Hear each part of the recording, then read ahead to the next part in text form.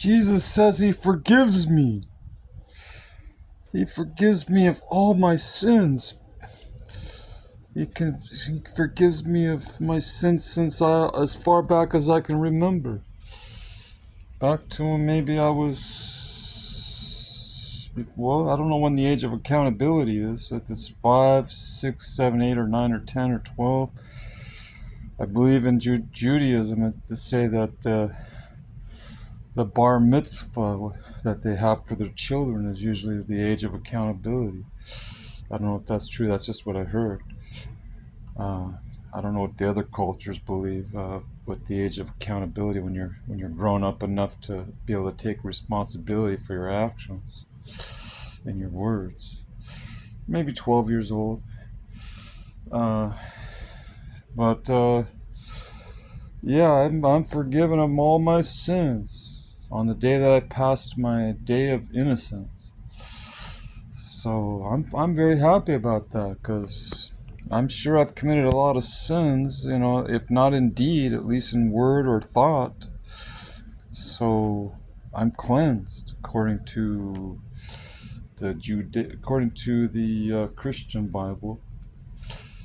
The Christian Bible started at Matthew all the way through the book of Revelation. The Hebrew Bible, the Israelite Bible, the Jewish Bible, is from Genesis to Malachi. So, including the first 5 books, the Pentateuch, the Tanakh. Then you have what is called the prophets, and the major prophets and the minor prophets. And you have I don't know, I forget what they call the Song of Solomon. You have the Proverbs, the wisdom books. Yeah, so it's all incorporated into one book. It's 66 books in one book. I don't know. I guess all of these church authorities, these councils that took place over the centuries, people that were of certain reputation in the church, they are the ones that decided which books to include and which books to not include. These councils.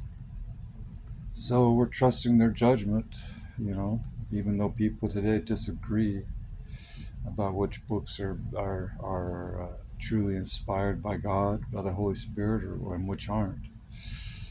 They use certain books that Jesus quoted from, so they made sure those were in the Old Testament, Genesis through Malachi, because Jesus quoted from them.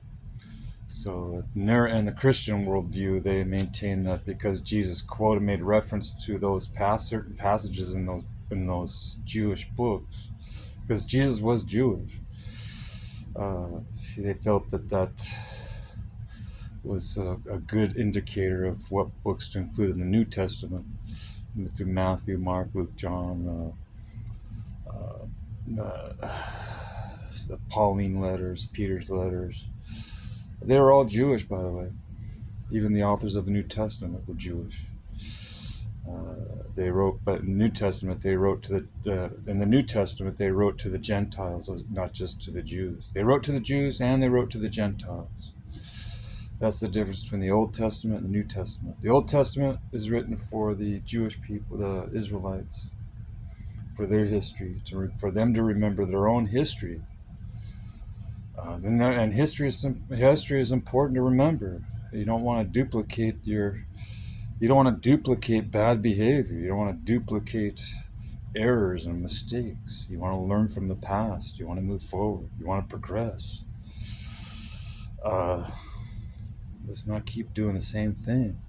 I'm sure it still applies today when it comes to learning from history.